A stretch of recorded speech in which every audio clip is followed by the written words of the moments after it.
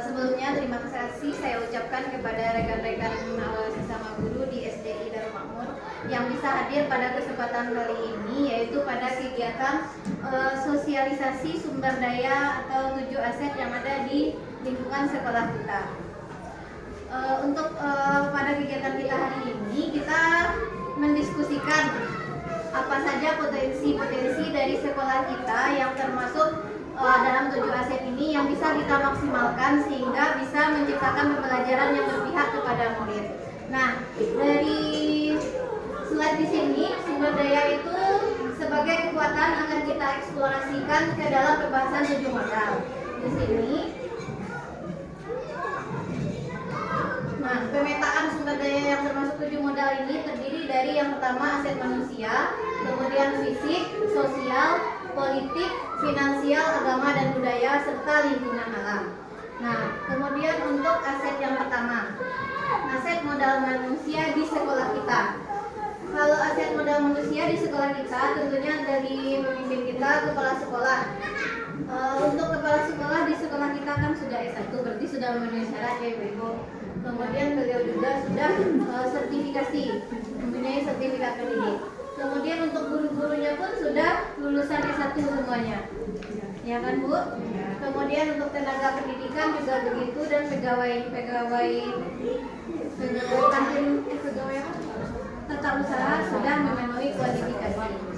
Kemudian murid kita dengan latar belakang yang beragam dari sosial, budaya, ekonomi maupun kalau agama kita mayoritas Islam. Kemudian dari komite dan wali murid juga berlatar belakang yang beragam dari segi pendidikan, ekonomi, sosial, budaya. Ini untuk yang segi aset modal manusia. Kemudian ini strategi pemanfaatannya Bu. Nah, sebenarnya untuk strategi pemanfaatan ini bisa kita lebih, kalau ada potensi yang lebih, kita lebih tingkatkan lagi untuk pemanfaatan aset yang kita miliki di sini. Contohnya kalau kita sekolah Islam, tentunya tenaga pendidikan atau gurunya mempunyai kompetensi yang lebih di bidang keagamaan. Contohnya kalau kita kan ada guru tahfiz, tilawah, dan guru-guru MDA-nya. Kemudian lagi pemberdayaan komite dan wali murid. Satu lagi alumni untuk pengembangan sekolah. Majelis kelas ya. Kalau di kita ini sudah kita berdayakan kan Ibu. Apa yang belumnya Ibu? Yang masih kurang kira-kira? Alumni mungkin tahu ini ya. Mungkin untuk kedepannya dari segi alumni ini yang perlu kita tingkatkan. Di desa ya. Ya, kalau di negeri namanya komite. Kemudian kalau kita karena kita sekolah swasta berarti yayasan.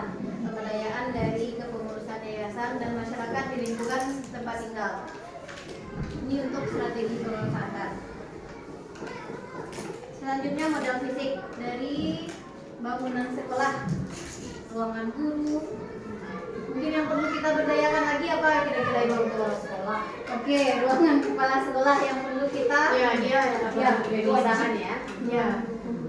Ruang komputer ya, laboratorium, UKS. Berarti itu yang perlu kita lebih tingkatkan lagi kan kompetensinya untuk pemberdayaannya. Lapangan bagaimana Bu? Lapangan olahraga, lapangan bola. Ya. Oh iya, termasuk pustaka beserta buku-bukunya. Kemudian modal politik. Di modal politik ini contohnya di sini Kemsek terlibat aktif dalam MKKS kalau untuk SMA, kalau kita mungkin dalam KKG, KMP ya. Kemudian kerjasama sekolah dengan alumni. Sudah ya Bu ya, kerjasama dengan nagari, dengan bupati, karena bupati berasal dari Pasia, dari sekitar tempat tinggal kita kan, sudah ada kerjasamanya. Kemudian kemarin ada kerjasama dengan perguruan tinggi, perguruan tinggi sudah ada ya. Kemudian ini strategi penerapannya seperti tadi, keterlibatan puskesmas dalam kegiatan-kegiatan di sekolah. Lanjut modal sosialnya Bu, dukungan dari masyarakat, komunitas dan lingkungan Organisasi alumni. Apa yang perlu kita berdayakan, Bu? Oh, yang alumninya. Jadi perlu kita buat ya, Bu ya. Kalau betul, kalau perlu mungkin akan grup WA-nya.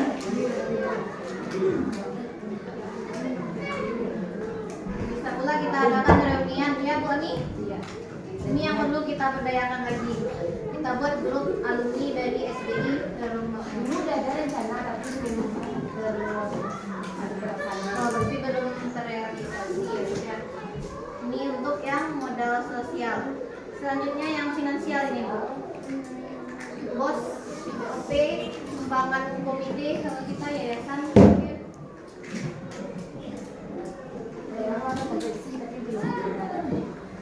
Terus memberdayakan lagi masyarakat di sekitarnya ya, kerjasama dengan masyarakat. Oke, kita lanjutkan modal agama dan budaya ini. Kalau di kita sudah ada ya. Kegiatan ekstrakurikuler kita sudah ada kan, Bu? Sudah ada ya. Tadinya ada. Ya. Selanjutnya ini modal lingkungan, Bu.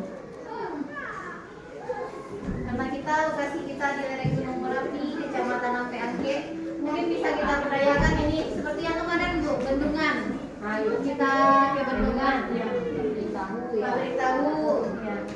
Sebagai tempat rekreasi atau sumber pelajaran sudah kita berdayakan. Kemudian ada situs cagar budaya di lingkungan sekitar sekolah kita. Ini yang di Candung, ya. Ini Canduang ya. Ya, yang daerah Candung. Kita kan baru ke pabrik tahu, ke bendungan ya kan. Oke, Ibu-ibu, kira-kira itu yang perlu disosialisasikan tentang 7 aset dan modal yang perlu kita tingkatkan lagi di sekolah kita, terutama sekolah kita SDI Darul Makmur. Oke, terima kasih atas kerjasamanya dan diskusi beserta masukannya, Ibu-ibu. Saya sudahi dengan Assalamualaikum warahmatullahi wabarakatuh. Waalaikumsalam warahmatullahi wabarakatuh. Oke, Assalamualaikum warahmatullahi wabarakatuh. Waalaikumsalam warahmatullahi wabarakatuh. Apa kabar Anda Ibu semuanya? Sehat? Alhamdulillah. Nah, kita perlu bersyukur karena kita masih diberi kesempatan, diberi kesehatan sehingga Ananda Ibu masih bisa datang ke sekolah untuk menuntut ilmu. Nah, pada hari ini Ibu meminta waktu kepada Ananda Ibu kelas 41. Nah, adapun kegiatan kita pada hari ini adalah sosialisasi tentang sumber daya aset yang ada di sekolah kita. Nah, apa itu sumber daya? Nanti akan kita jelaskan dengan tampilan PowerPoint-nya nanti ya. Nah, Ibu minta dengan sosialisasi ini kita berdiskusi. Menurut Ananda Ibu bagaimana sebenarnya apa itu aset sumber daya di sekolah yang perlu kita berdayakan, yang perlu kita tingkatkan. Misalnya, kalau nanti dijelaskan ada 7 sumber daya aset yang ada di sekolah kita. Nah, dari segi manusianya, apa saja kira-kira yang perlu kita berdayakan, yang perlu kita tingkatkan, sehingga bisa mencapai hasil yang maksimal. Nah, itu gunanya kita berdiskusi di sini. Nah, mungkin sebelumnya perlu Anda lihat di sini, sumber daya itu sebagai kekuatan yang akan dieksplorasi ke dalam pembahasan 7 modal. 7 modal itu sama dengan 7 aset ya. Nah, apa saja aset-aset itu? Nah, bisa Anda lihat di dalam slide ini. Yang pertama ada aset manusianya. Nah, kemudian yang kedua ada aset fisik, kemudian aset sosial, aset politik, kemudian finansial, aset agama dan budaya, dan yang ketujuh aset lingkungan atau alam. Nah, untuk yang pertama ada aset modal manusia. Nah, siapa saja yang termasuk di dalam aset modal manusia ini yang ada di sekolah kita? Dari pertamanya tentu ada kepala sekolah, ya kan? Pimpinan utama kita ada kepala sekolah, kemudian guru-gurunya, termasuk juga tenaga kependidikan atau pegawai-pegawainya. Kemudian selanjutnya baru murid, dan selanjutnya masih ada lagi orang tua kamu, wali murid yang anak-anaknya sekolah di sini. Kemudian karena kita dalam bentuk perguruan 3 yayasan, berarti ada yayasan namanya, atau biasanya kalau di sekolah negeri namanya komite. Nah, itu dia yang termasuk ke dalam aset sumber daya manusia. Kemudian yang kedua, nah di sini ada strategi pemanfaatan sumber daya itu. Bagaimana kita bisa memanfaatkan aset-aset yang ada di sekolah kita tersebut. Nah, kalau di sini dari segi kepala sekolah, kita punya kepala sekolah yang pendidikannya sudah S1, berarti sudah memenuhi syarat sebagai dia menjabat sebagai kepala sekolah. Begitu juga dengan guru-guru kita di sini, sudah punya sertifikat pendidik, ya kan? Ada beberapa orang guru yang sudah punya sertifikat pendidik, kemudian sudah lulusan S1 pendidikan, sehingga dia bisa mengajar di sekolah kita. Selanjutnya begitu juga dengan tenaga kepegawaiannya. Kalau penjaga sekolah kita kan tamatan SMA, ibu TU kita juga tamatan S1, berarti kan punya sertifikat sehingga dia bisa bekerja di sini sesuai dengan pendidikannya. Nah, ini modal fisik. Modal fisik ini seperti bangunan sekolah, ruang-ruangan yang ada di sekolah kita. Nah, sebelum dijabarkan lebih lanjut, nah, Ibu minta pendapatnya. Menurut Ananda, apa saja modal fisik yang harus ada di sekolah kita selain yang dijelaskan di sini? Saya tuliskan di sini. Apa saja yang harus ada? Kalau sekarang yang harus ada kita maksimalkan, atau yang belum? Kalau belum ada, bagusnya Bu, sekolah kita punya ini Bu. Nah, boleh dituliskan di sini ya. Apa saja yang dari segi bangunan fisiknya, segi fisiknya. Kemarin Anda Ibu belajar kemarin nggak tentang fisik dan non fisik? Oke, silakan tuliskan di sini ya. Yang fisiknya, apa yang harus ada, apa yang harus kita berdayakan.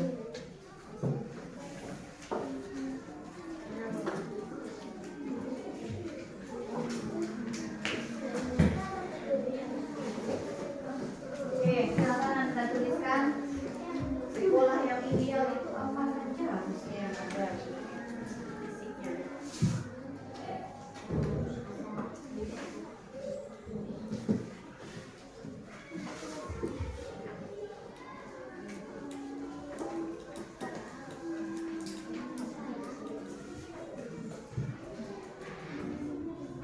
Oke, kita kasih waktu 5 menit cukup?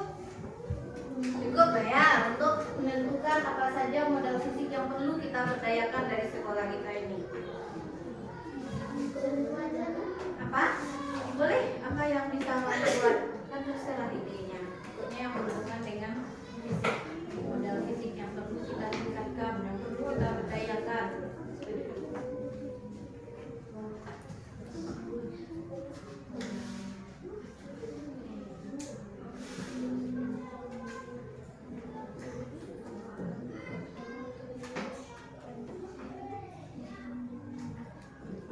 Slide ini kan bisa berupa ruangan gurunya bagaimana, ruangan kelas, kantin, musala, lapangan olahraga.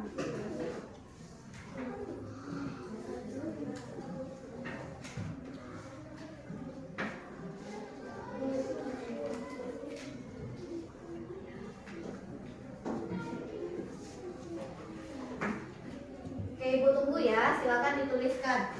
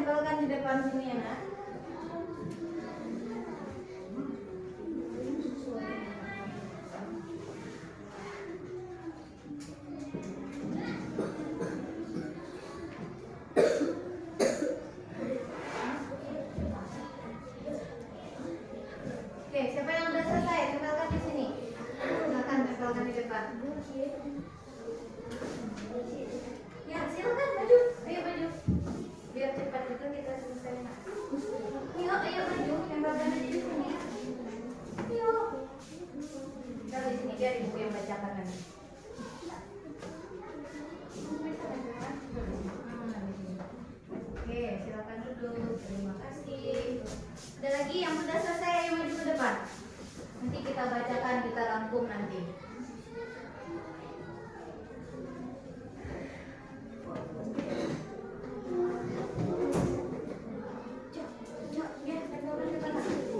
Oke, ayo tinggalkan depan, yang aja ke bawah boleh, ke samping boleh.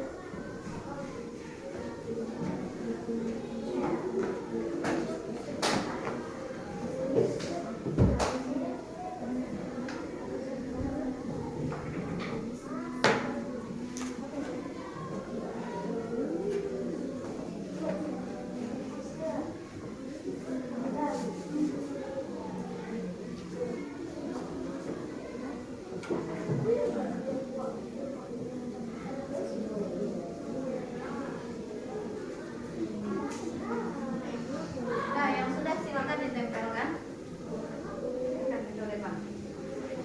Sudah?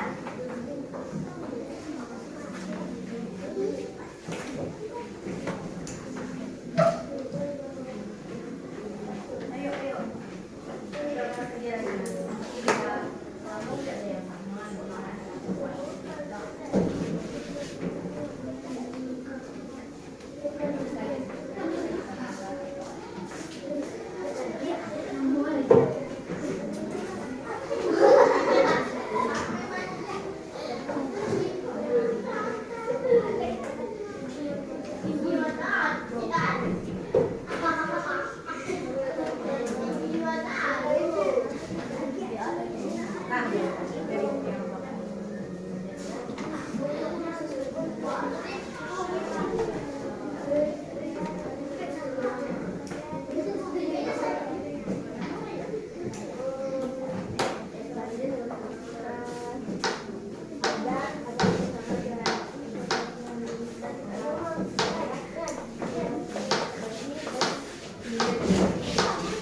Oke, silakan kembali duduk ke tempat duduknya ya. Oke, terima kasih.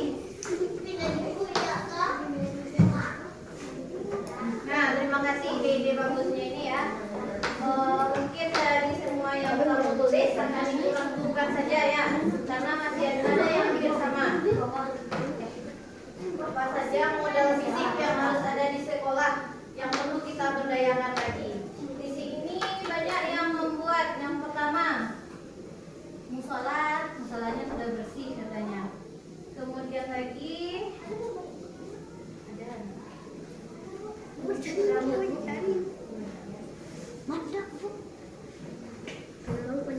musala. Itu yang buat musala, tempat ibadahnya yang sudah bersih. Kemudian kantin katanya di sini ya. kantin yang bersih, kemudian yang besar katanya.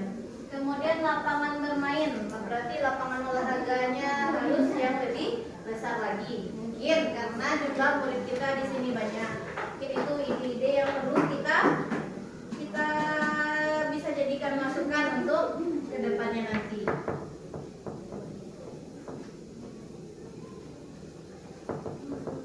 Lapangan olahraga banyak juga di sini.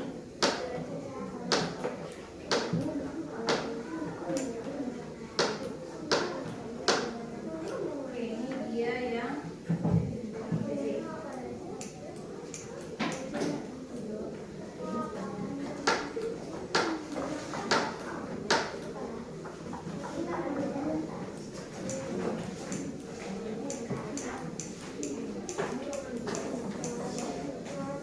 lapangan olahraga juga ini ya.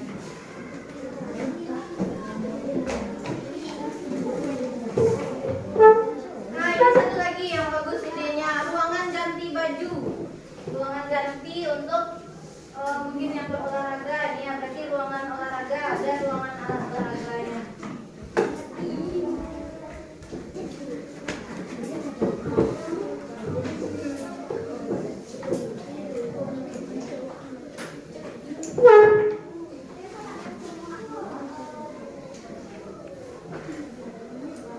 Oke, terima kasih ya. Untuk yang menyumbangkan idenya, apa saja yang harus dimaksimalkan dari lingkungan fisik tadi. Oke, kita lanjut ya. Nah,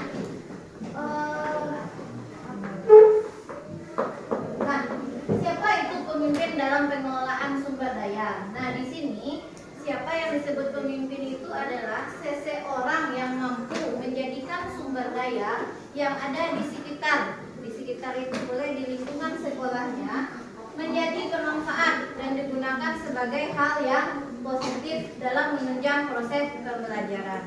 Nah, tadi sudah diketahui apa saja 7 modal atau 7 aset tadi. Mungkin bisa kita lihat lebih lanjut.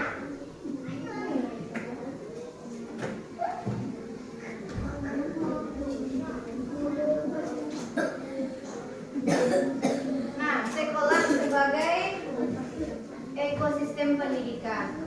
Sekolah itu adalah sebuah bentuk interaksi antara faktor biotik dan faktor abiotik. Biotik itu tahu apa itu biotik? Yang hidup. Nah, manusia tadilah yang hidup.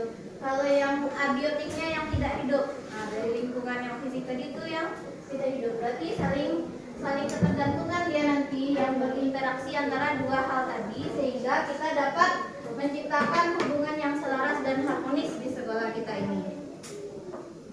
Nah, ini dia yang biotik tadi. Yang lingkungan manusia tadi ada kepsek, ada guru. Kemudian yang lingkungan abiotiknya berupa sarana prasarana dan lingkungan tadi.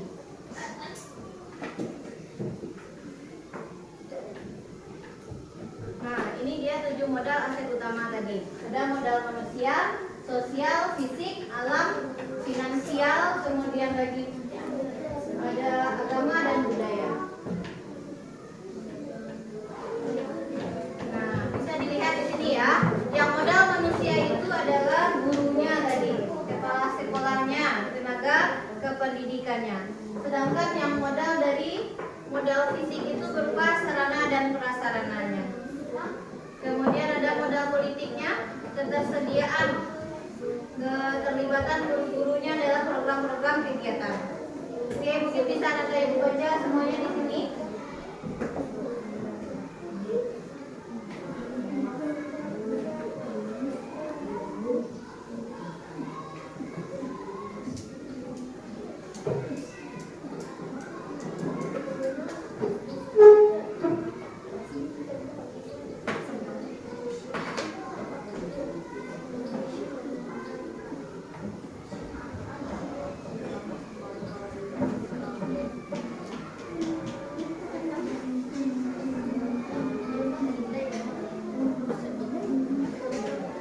Ini dia ya yang modal politik tadi.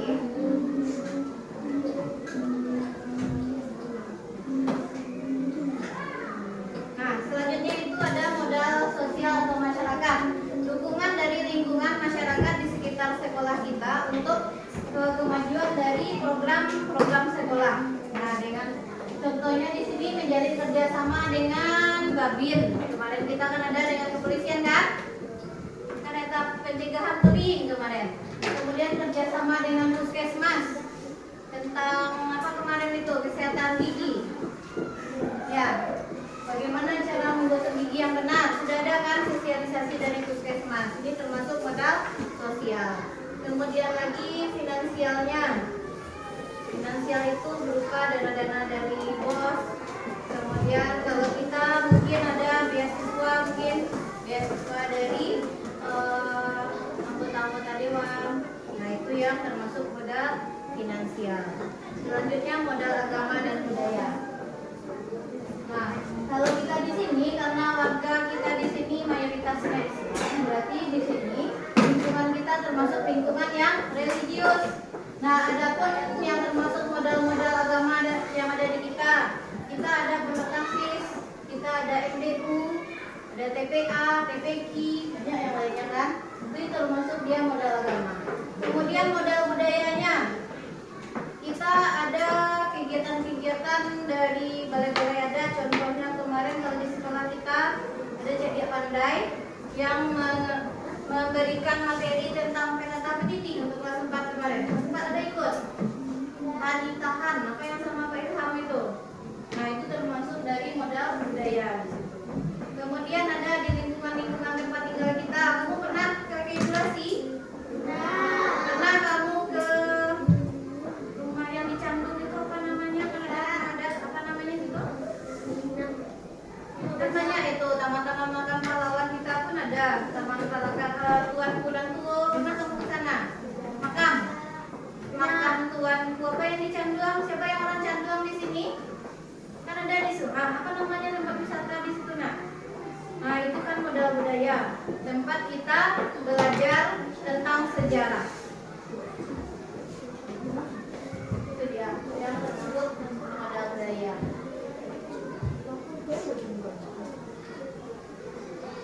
Nih modal lingkungan tadi ya.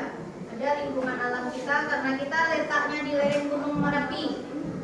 Nah, lereng Gunung Merapi itu banyak dijadikan objek-objek wisata.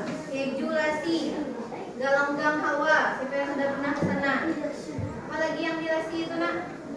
Namanya itu lingkungan fisik yang dijadikan sebagai edukasi tempat wisata. Populasi, ya. Populasi dan lain sebagainya. Banyak di lingkungan kita ini. Oke, nah itu kira-kira 7 modal atau 7 aset yang perlu diberdayakan di sekolah kita. Nah, pada kesempatan ini berarti Anda Ibu semua sudah tahu kan apa saja potensi yang perlu kita tingkatkan di sekolah kita? Sudah tahu? Nah, untuk lebih maksimalnya tentu dimulai dari diri kamu sendiri. Apa yang berpotensi dari diri kamu? Modal manusianya, dari segi muridnya perlu kita tingkatkan. Contohnya tadi, bagi yang pintar tahfiz kita tingkatkan, kita berdayakan, kita ikuti kegiatan-kegiatan yang bisa meningkatkan potensi kita. Nah, untuk hari ini Ibu cukupkan kegiatan kita pada hari ini. Terima kasih atas perhatian Anda semua, atas kerjasamanya, atas ide-idenya. Mudah-mudahan dengan adanya ide-ide yang kreatif dari Anda dapat membawa perubahan yang besar bagi sekolah kita. Ibu sudahi dengan Assalamualaikum warahmatullahi wabarakatuh.